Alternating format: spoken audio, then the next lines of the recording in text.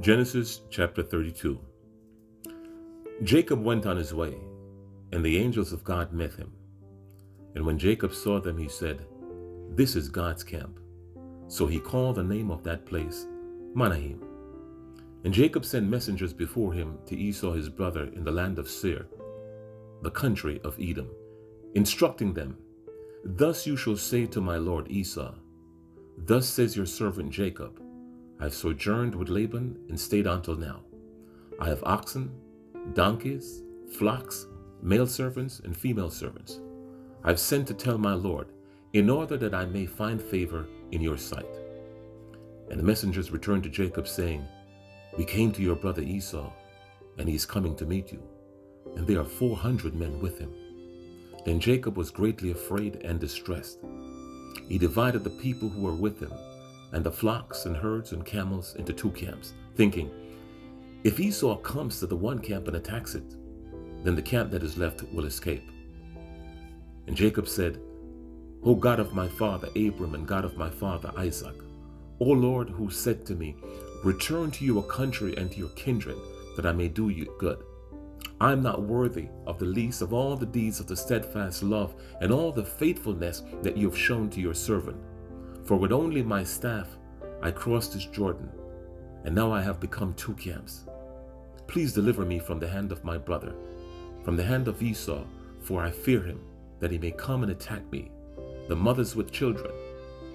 But you said, I will surely do you good and make your offspring as the sand of the sea, which cannot be numbered for multitude." So he stayed there that night, and from what he had with him he took a present for his brother Esau, 200 female goats and 20 male goats, 200 ewes and 20 rams, 30 milking camels and their calves, 40 cows and 10 bulls, 20 female donkeys and 10 male donkeys. Then he handed over to his servants every drove by himself, and said to his servants, "Pass on ahead of me, and put a space between drove and drove." He instructed the first, "When Esau, my brother, meets you and asks you, 'To whom do these belong? Where are you going? And whose are these ahead of you?' Then you shall say, 'They belong to your servant Jacob. They are a present sent to my lord Esau.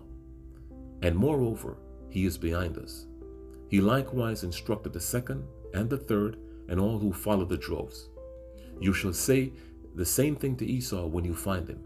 And you shall say, 'Moreover, your servant Jacob is behind us.'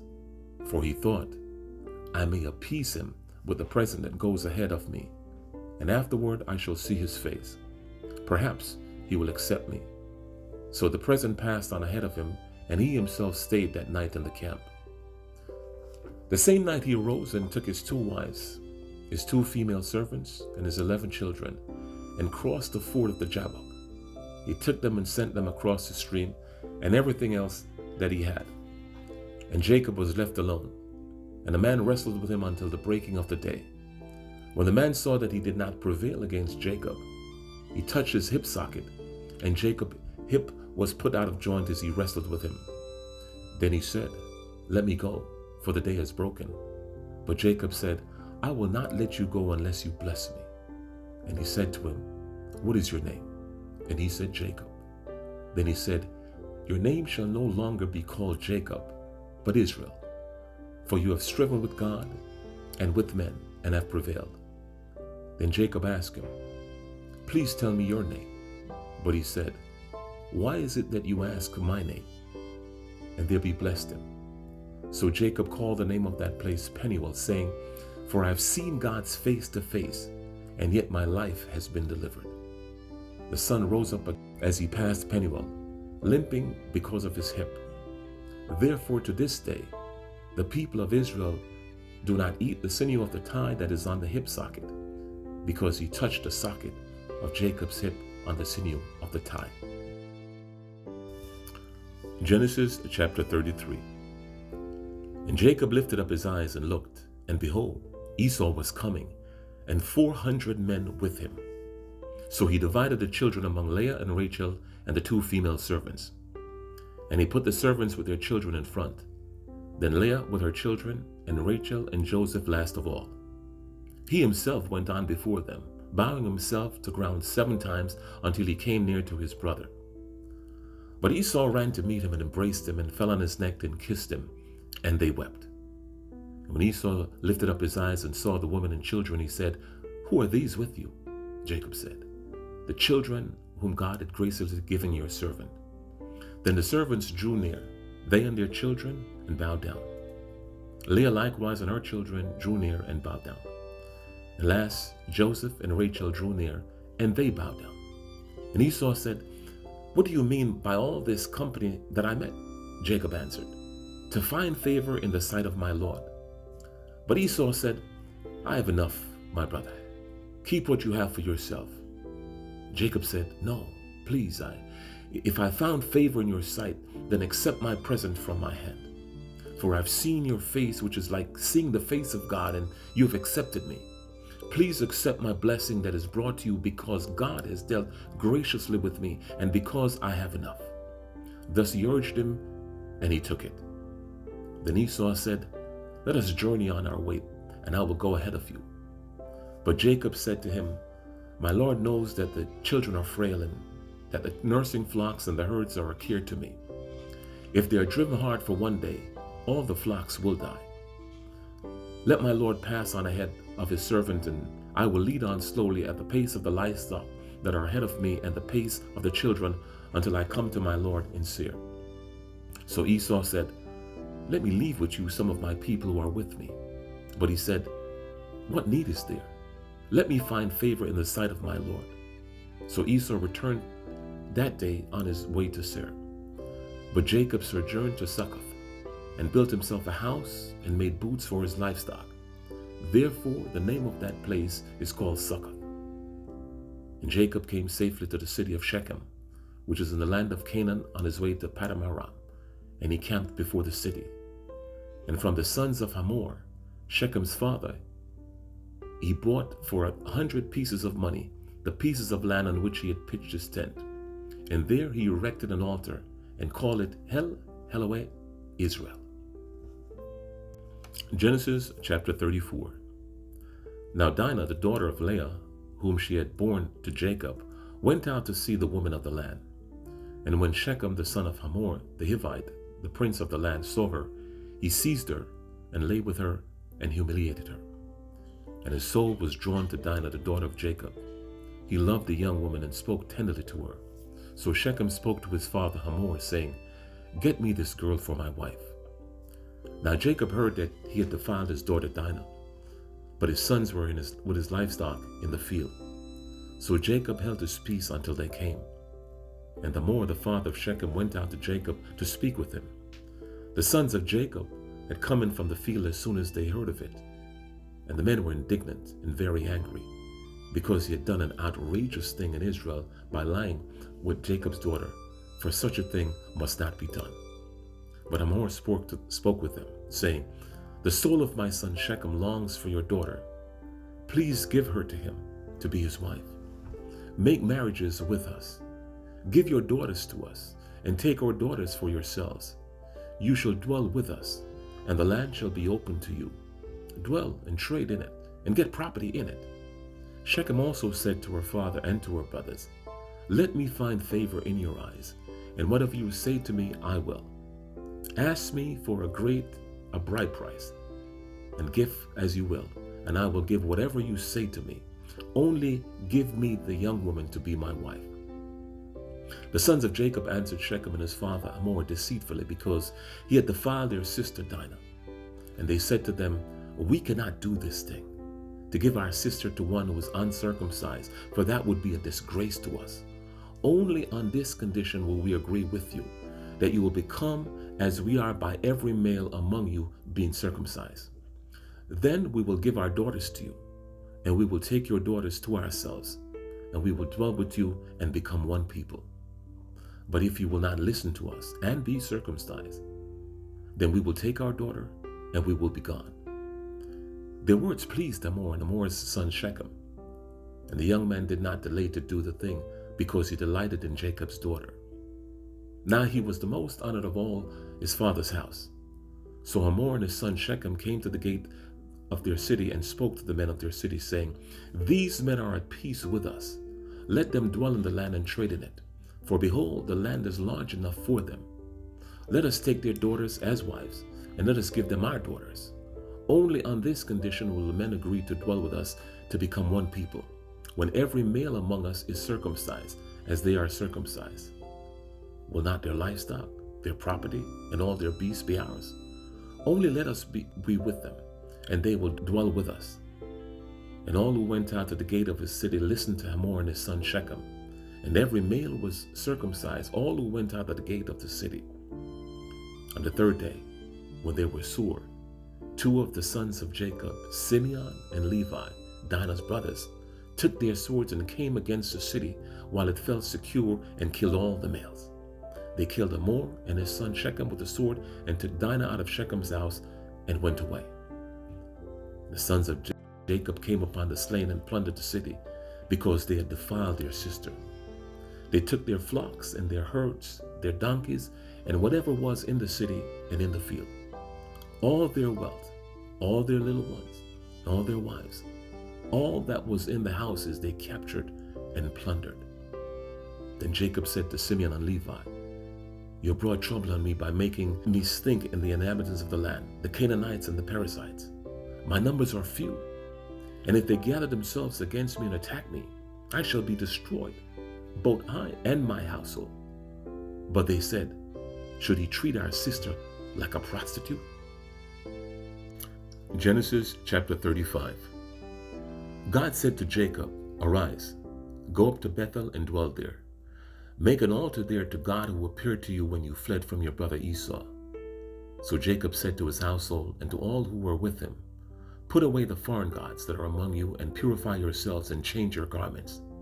Then let us arise and go up to Bethel, so that I may make an altar to the God who answers me in the day of my distress and has been with me wherever I have gone. So they gave to Jacob all the foreign gods that they had, and the rings that were in their ears.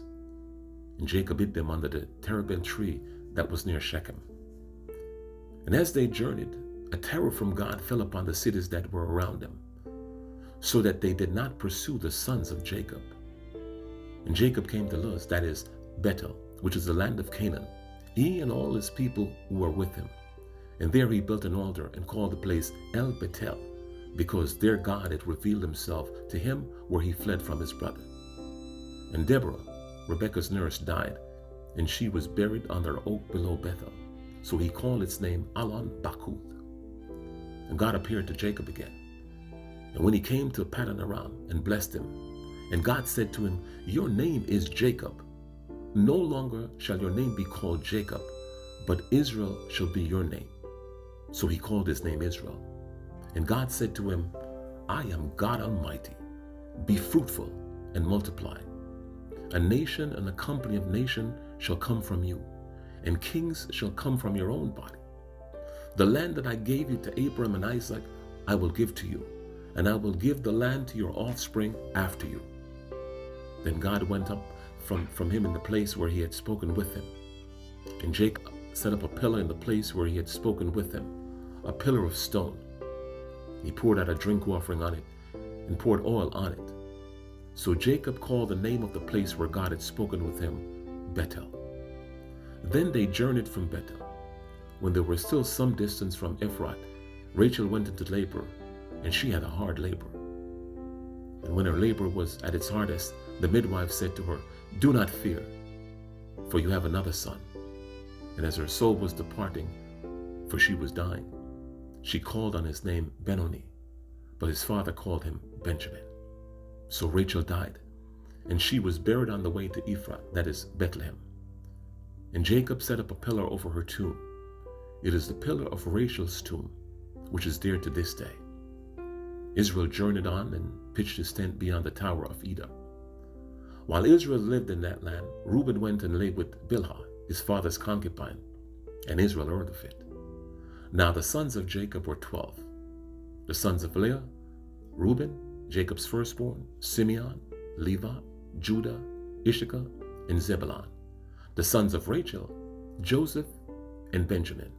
The sons of Bilhah, Rachel's servants, Dan and Naphtali. The sons of Zilpah, Leah's servants, Gad and Asher. These were the sons of Jacob who were born to him in Padamara. And Jacob came to his father Isaac at Mamre, or Kiriath Arba, that is, Hebron, where Abraham and Isaac had sojourned. Now the days of Isaac were 180 years, and Isaac breathed his last, and he died and was gathered to his people, old and full of days.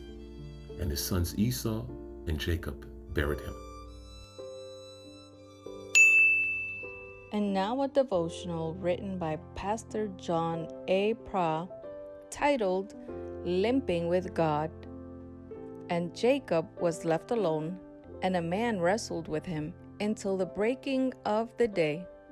When the man saw that he did not prevail against Jacob, he touched his hip socket, and Jacob's hip was put out of joint as he wrestled with him. Then he said, "Let me go, for the day has broken." But Jacob said, "I will not let you go unless you bless me." And he said to him, "What is your name?" And he said, "Jacob." Then he said, "Your name shall no longer be called Jacob, but Israel, for you have striven with God and with men and have prevailed." Genesis 32, verses 24 to 28. Jacob's name defined him from the womb. Self-centered, deceiver, manipulator. It played out dramatically when he schemed to steal his brother's blessing from his aging father Isaac. Encouraged by his mother, Jacob enters his blind father's tent pretending to be Esau. When Isaac asked his name, Jacob replies, "I am Esau, your firstborn. Bless me." 20 years later, after running for his life from Esau, Jacob begins his journey back home, hoping the wrath of his brother has been forgotten. Along the way, God shows up in the night at Jacob's camp. A wrestling match ensues, and God strikes his hip and puts it out of joint. Before the sun comes up, Jacob asks God for a blessing.